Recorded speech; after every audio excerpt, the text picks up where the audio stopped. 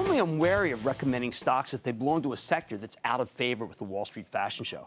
But some stories are so compelling that you have to stop worrying about this kind of sector-based guilt by association and just buy the darn thing. That's how I feel about Allergan, AGN, one of the best-run and fastest-growing members of the big pharma cohort, with the stock that we own from my charitable trust, where you can follow all the moves before we make them by joining ActionAlertsPlus.com Club.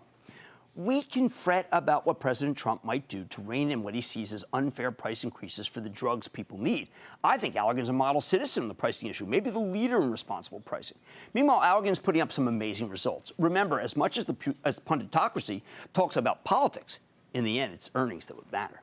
And Allergan blew me away with the numbers it reported this morning. Company posted a 14-cent earnings beat off a $3.76 basis, higher than expected revenues, up 7% year over year, strong guidance for the full year. Best of all, Allergan's got a pipeline other drug companies would kill for, thanks to a recent series of small acquisitions. Right now, they've got 6 potential blockbuster drugs in phase 3 trials that altogether could potentially be worth $13 billion in peak sales. I think that may be lowballing.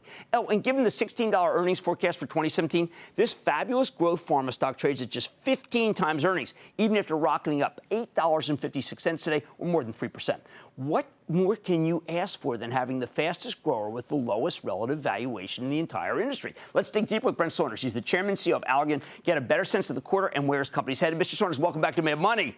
Good to see you, Brent. Thanks for having me. Have a seat. Yeah, you know, Brent, I was thinking, when I was reading over the quarter and listening to the call, kind of like the old days in the 80s and 90s, where what companies used to do is talk about the big pipeline and the billion-dollar blockbusters. They didn't talk about the old.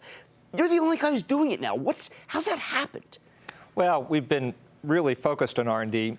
No one was really paying attention while we were doing it, but we've been really focused in. And we now, as you mentioned, have 6 phase 3 or going into phase 3 this year programs that all are first-in-class or best-in-class therapies for unmet medical need, and could be blockbusters generating, well over $13 billion in new sales. Now, before we get to those, let's speak to the responsible pricing issue, because we know the president cares about that, as he should.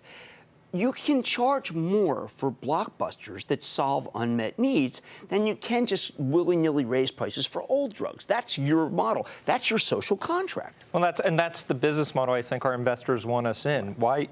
Why sit there and pull a lever raising prices and not worrying about executional excellence, R&D, the mission of solving unmet medical need? We put pressure on ourselves to do that, but that's a robust biopharmaceutical business model, and that's what we want to be in. And you did get a lot of money for selling at the top, your generics, and that money, some of it went to buying the stock, as you did, by the way, at much lower prices, and some of it went to buying all these little companies. And I got to tell you, I was thinking today when I was watching Gilead after that call, I bet you they wish they had done that model. Yeah, well, I mean, I think, look, we bought back stock very opportunistically or strategically, about $15 billion worth, if you include the $10 billion ASR. But we don't want to be a chronic stock buyback company. We want to be an investor in growth. And so I think we found the right balance. But on a go-forward basis, hopefully the stock will continue to improve and we can focus on investing for growth. I remember when you bought, it was public, you bought, and I heard people say, Brent is really going off the reservation now. I mean, he's nuts. What price did you buy about? I think it was 186, 187. Okay, well, proof is in the pudding. Let's talk about the blockbusters. It is difficult for people to understand what $13 billion means or how you feel like that. You've got some central nervous system drugs. You've got some eye drugs. Which are the ones that you think we're going to be hearing about in the next 18 months? Yeah, so it's like asking to pick your favorite child. It's very difficult to do. Okay. But some of the ones I think most important, we have a new drug for depression in phase 3. Hard business. Hard business called Repasnal.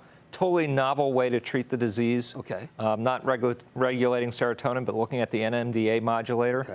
Okay. And we think, and based on the phase 2 data, very rapid onset of action, where an SSRI can take weeks, months to work. This is working very quickly, so we may even try to study it for suicide, which is a top 10 leading cause of death with no treatment. And with younger people. How about NASH, this NASH drug? It seems could be huge here. Yeah, and so NASH, we're going into phase 3. Well, just explain it.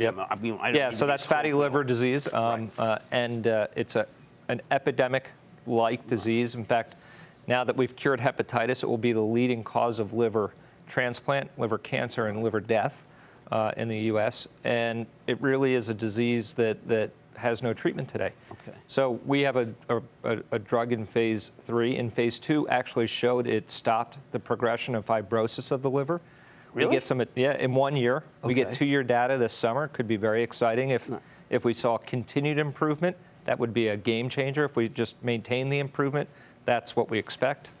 Very exciting. Allergan's always had a great eye franchise. I keep thinking, as much as you know, I respect Regeneron, everything that they've done with macular degeneration. I keep thinking that's got to be in your wheelhouse. You got to have something. Well, we do. We have Abicipar. It's in phase 3 and rolling very well. We are looking at delivering it every 12 weeks, 1 injection every 12 weeks. Not every month. Right. Where so Eylea, people don't like to get shot in the eye. If I can get shot in the eye less. No one wants a shot in the back of the eye. Yeah, very invasive, very uncomfortable. Suboptimal situation. And doctors don't like to do it, to be fair. It's uncomfortable. So yours would be fewer.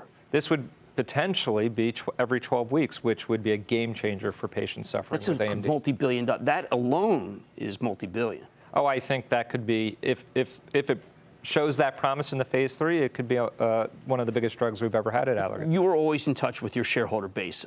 You're open, you're a transparent guy. It seems like people are now saying, hey, you know what, Brent's back. I mean, were you ever gone? I don't think so. I think, look, we put our shareholders through a lot last year, lots of change. Right. Probably more transformation than any company has ever gone through. We did it all compact in 1 year. It's behind us. We're a focused, branded biopharmaceutical company. Great pipeline, and now we're just focused on execution. And the cheapest of the big pharmas, which is really incredible. Thank you to Brent Saunders, Chairman and CEO of Allergan. I know, up 8, did you miss it? Believe me, the big boys just now are saying, hey, you know what? The guy is back. Mad Money's back after the break. Booyah! Jim Cramer here from Mad Money. Thanks for watching CNBC on YouTube.